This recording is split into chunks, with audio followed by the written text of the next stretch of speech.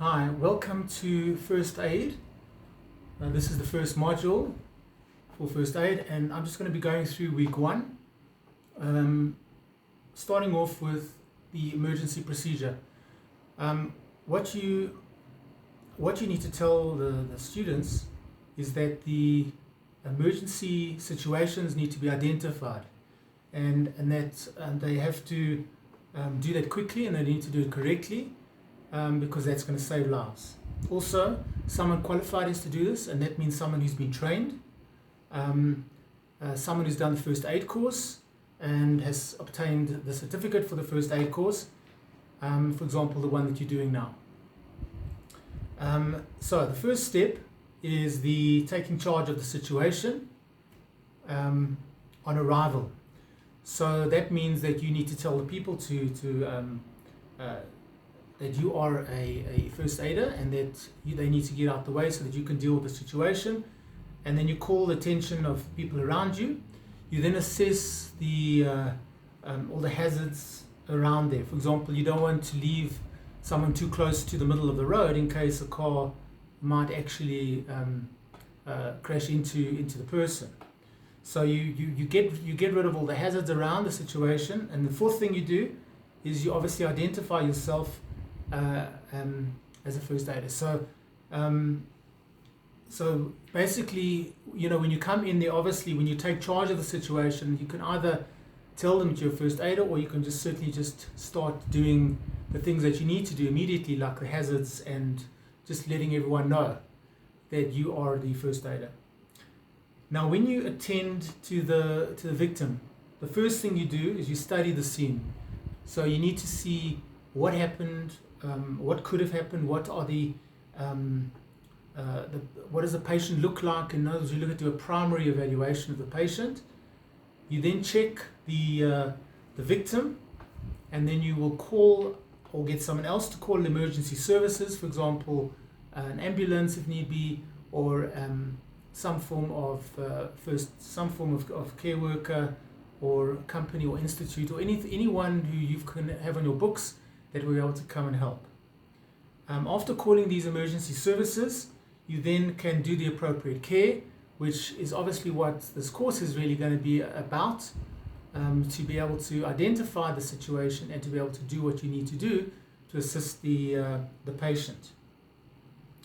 This you will do until the emergency services arrive, or until the advanced medical personnel arrive.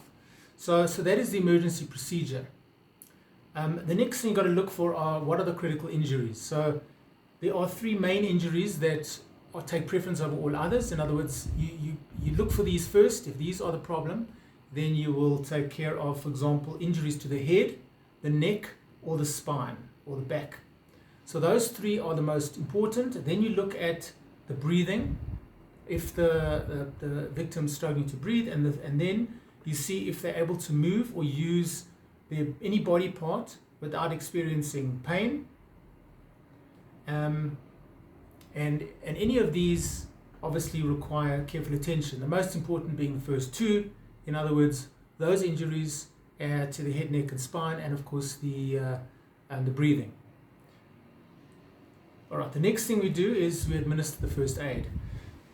So only trained personnel should be able to do the first aid, and if they're not trained, they could actually harm the patient more and do more serious damage. In fact, they could even cause the death of the patient if they do the wrong thing. So therefore, it's important that only people who have been through this and are trained can do this. Now, how do you recognize an emergency? Usually what you do is, if there's an accident, you'll know it's an emergency. An illness, a fire or flood, or chemical contamination. These are the main reasons why there could be an emergency. So you recognize what the situation is, if it's an accident or chemical contamination, etc. And then you will recognize what that situation is and what to do. All right. Now the next thing we're looking at is what the situation is. So when you look at the patient, you look and see, is the patient in shock? This is probably one of the most common things after an accident. And what this means is that the person's going in and out of consciousness, the person's breathing rapidly, their pulse is rapid, their skin is moist, it's pale, and sometimes it's actually cool and then blue. And very often they're very irritable. This is panic, this is shock. It's serious. Shock can lead to serious to death even. We then get to fainting and a diabetic emergency. Now with this, we have to be careful that this is not too similar to something called hyper or hypoglycemia. In other words, hyper or hypo, because the symptoms are similar. Things like dizziness, drowsiness, confusion, breathing rapidly, rapid pulse, and sweating and cold. So these are, we look for maybe that this could be fainting or diabetic problem. The next thing we look at the situation is sudden illness. A sudden illness includes things like nausea, vomiting, diarrhea, seizures, dizziness, lightheadedness. Many different things can be sudden illness. It could be extreme headaches, it could be speech that's slurred, it could be paralysis, or very persistent pressure and pain. So sudden illness is any of those things. It's quite broad. We then look for injuries in terms of bone fractures. Now, there are two types of bone fractures. We have the open fractures and the closed fractures. Open fractures are where the broken bone is actually seen through the skin. It tears through the skin and it can cause an open wound, while the closed fractures where the skin obviously is not broken. Both these fractures have pain and tenderness where the fracture has occurred. There's shock, and also you can see a regular bone line of the bone, and very often a grating noise rubbing against each other. You might hear this grating noise of the bone. All right. Okay. The next thing we look at is a muscle, and then muscular injuries called sprains, which are very common, obviously, in sport, and dislocations, which are more sort of abnormal bumps and ridges or hollow due to the displaced bone. So this is where the bone obviously is displaced. Then the next type is burns. There are many types of burns. We have the superficial burns, that's first degree. Second degree burns, which is partial thickness. Then we have the third degree, which is the full thickness burn. Now, superficial burns or first degree is only the top layer of the skin, and the skin generally is painful. It's usually due to sunburn, and could take 5 to 6 days without any scarring. Second degree burns, that involves the top layers, not just the top layer. And here we can find blisters, we can find open and weep, clear fluid, in other words, fluid coming out in that area. It seems like a bit of a wet appearance. And usually it could heal in about 3 to 4 weeks. And you might find scarring occurring here. And the most serious, of course, the third degree burn, which is the full thickness burn, destroys all the skin layers and all underlying structures like fat, muscles, bones, and nerves. And the burn actually appears to be like charred. It's charred meat, for example.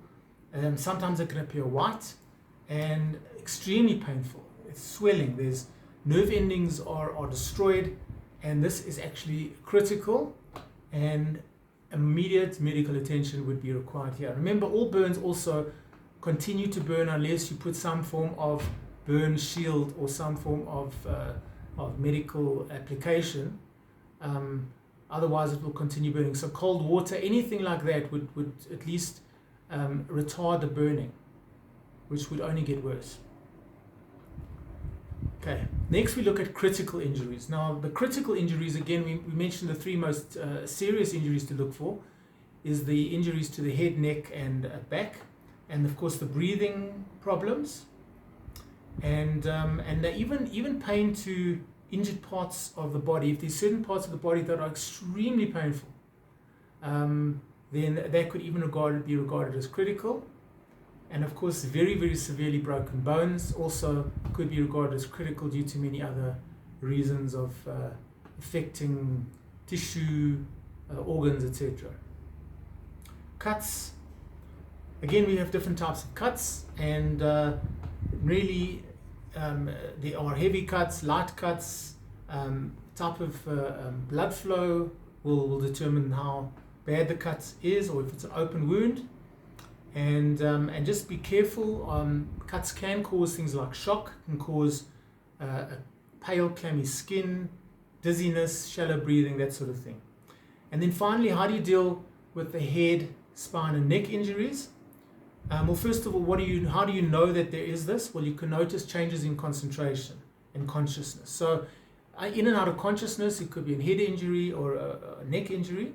Vision and breathing problems also, obviously. There's nausea and vomiting. Parts of the body might not be able to move due to a spine injury or back. The headache is generally ongoing. There's usually tingling, and that also could be caused by neck or back, and in terms of the spine.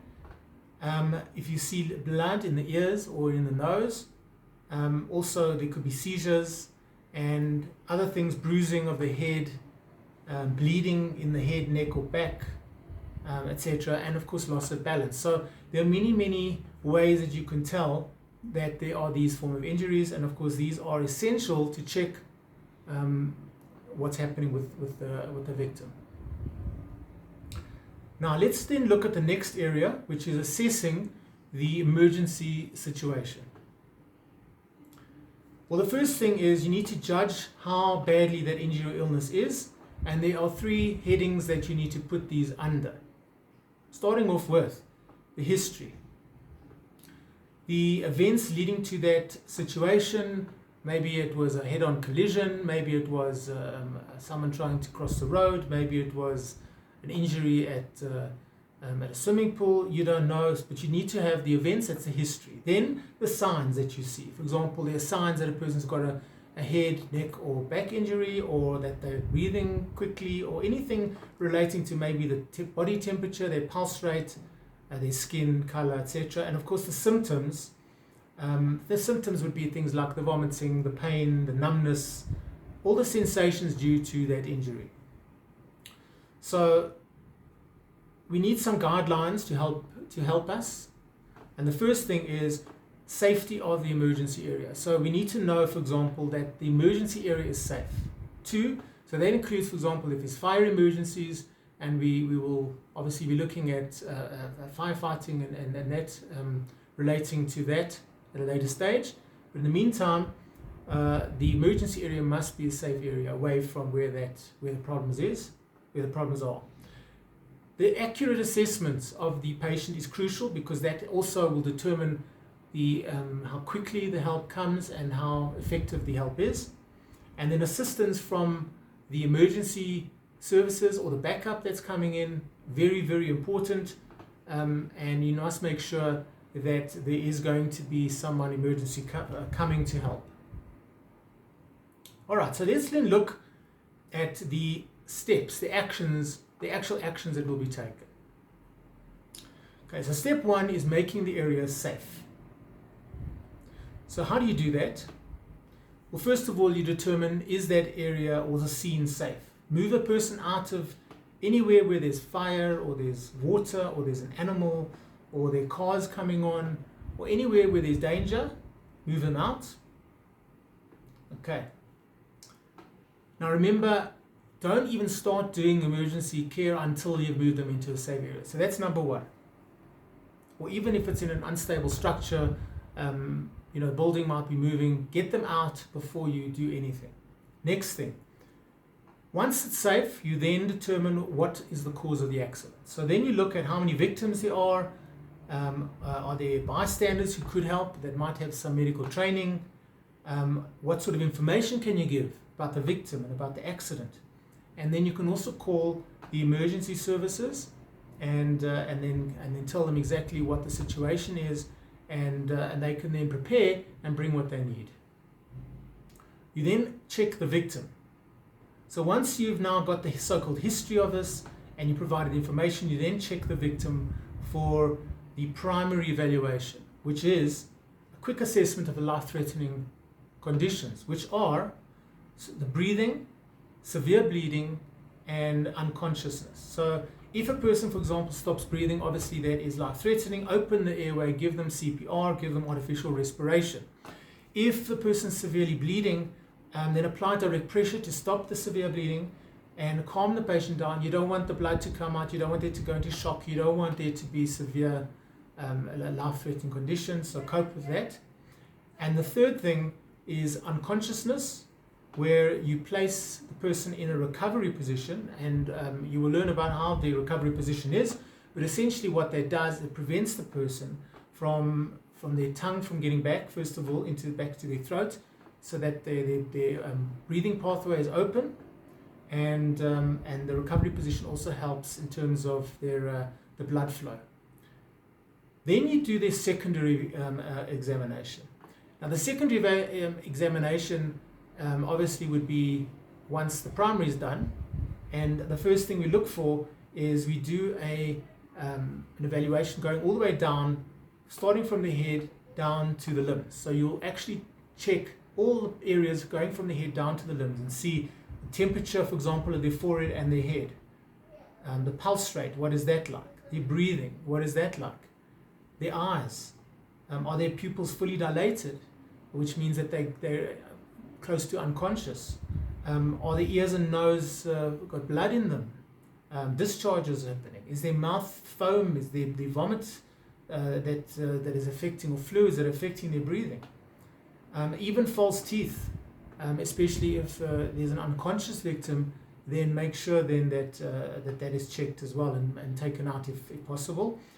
Skin, the skin color, very important. If it's pale, or you check for the temperature and perspiration. And then the skull, you check for bruising, bumps, bleeding, anything to do with head injuries.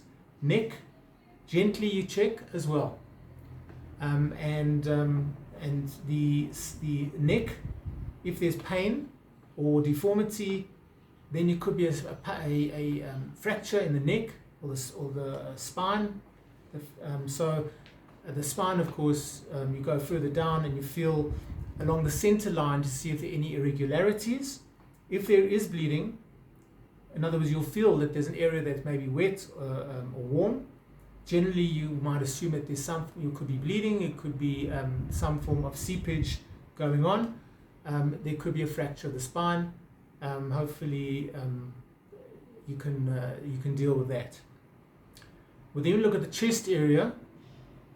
There could be problems with the ribs. You look with your fingertips for any irregularities, and if the patient is conscious, then you ask him to take a deep breath and cough, and then you can see exactly where there might be problems. If they're struggling, then you'll be able to tell. And any possible tenderness or pain in your ribs or whatever, or sternum, will indicate problems there. You also then look at the abdominal area for wounds. If, for example, there's serious pain in the abdominal area, there could be injuries there, internal injuries. Pelvic area, side of the hips, check the bones, check the joints, and you obviously check for displacement of a hip or fracture. And you then also look for the lower and upper limbs for any irregularities in the long bones or the joints, nerve loss, power loss, fingers and toes, can they move it, and limbs. All right, so those are the main secondary examinations that you can do while you are checking the patient. Then you organize assistance by bystanders, because remember, you might not be able to do everything yourself, especially if there are more than one victim. So you can get bystanders to assist if they have training of the medical field, or they've done the first aid course. And then you can also alert the relevant emergency personnel who are best equipped to handle the situation. All right. So, guys, this is the first week, the first aid. It's quite a lot to go through, but I think once the students have been through the tables that show exactly what the emergency procedure is, the critical conditions, the primary evaluation, the secondary situation, exactly what to look for in terms of recognizing the emergency, how to administer the first aid in terms of the conditions that you're finding, how to assess the situation properly, and the actual actions that you'll take in terms of the area, making it safe, number one, checking the victim, number one, properly after you have made sure that they're safe, after making sure that some emergency services that are coming, and also then you can do the secondary if you are happy about the primary to see maybe you might have missed something or what is the actual problem, etc. And that is essentially how you will prepare the learners for this part of the course. Okay, thank you.